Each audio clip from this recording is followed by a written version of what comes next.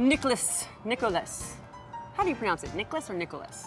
Nicholas. Nicholas. Like St. Nicholas. Like St. Nicholas. You've written how many books now? I don't know, 18? 18.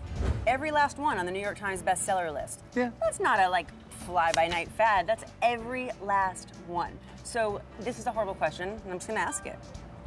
How do you do it? Like, what's the magic? Early on, you have to write the kind of book that, for some reason, catches a wave, right? The biggest predictor of whether you get on the bestseller list is whether you've been on the bestseller list before. Really? Right? Making it extremely hard to... Right, to get in, right? So anything Grisham writes will be a bestseller. Anything Stephen King writes, you know it's going to be a bestseller. Well, and Nicholas Sparks. Well, there's a lot of different ways. For me, I don't know. What was your first book? It was The Notebook.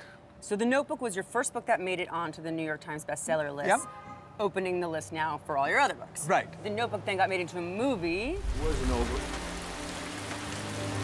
It still isn't over. And that's not the only one that got made into a movie, right? No, I've had 8. Message in a Bottle was first, then A Walk to Remember, then Nights in Rodanthe, The Last Song, The Lucky One, Safe Haven. We're coming up on 8. Yeah, what's the other one here? Oh, Dear John. Are you able to identify in your books what it is that makes people such rabid fans? Is it the character development or the plot twists? Are you able to boil it down? Yeah, and to a certain extent, it's the characters, their voice, their authenticity. Yeah, there's lots of books, for instance, about serial killers. But most people will never, hopefully, investigate God one willing. or, live next door to them. I mean, they're out there. We all know that. But most people won't ever come across it. However, everyone will fall in love. And so the key... We hope. We hope, right? But the key is to not only make it feel authentic, because everyone's comparing their own experience to it, but original. It's got to feel fresh too, and boy, that's tough when you're trying to do that. Right. Virtually every, how do you do that? Love is as old as time. Sure. How do you do that?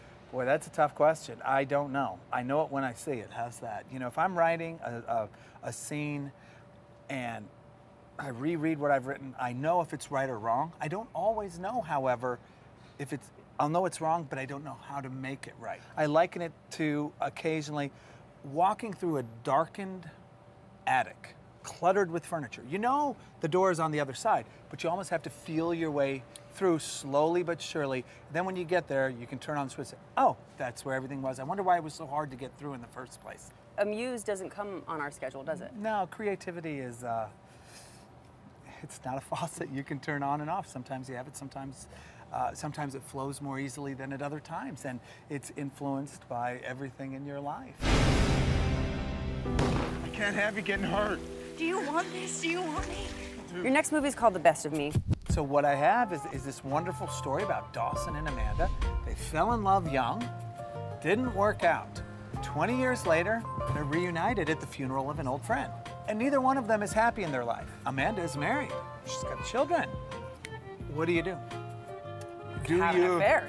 You have an affair, and you test the waters, and if it works, then you... I'm sorry. I blame you for thinking that you knew what was best for me, when it was you that was best for me. The best of me I can't find. I'm still trying to find, like, the decent of me.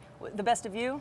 Yeah, I wake up every day, and I just try to forgive myself for the things I've done wrong, and I try to be the best person I can be. And I really make a point to wake up and try to say that every single day. And I forgive me, and I'm gonna do great. You must not be Jewish.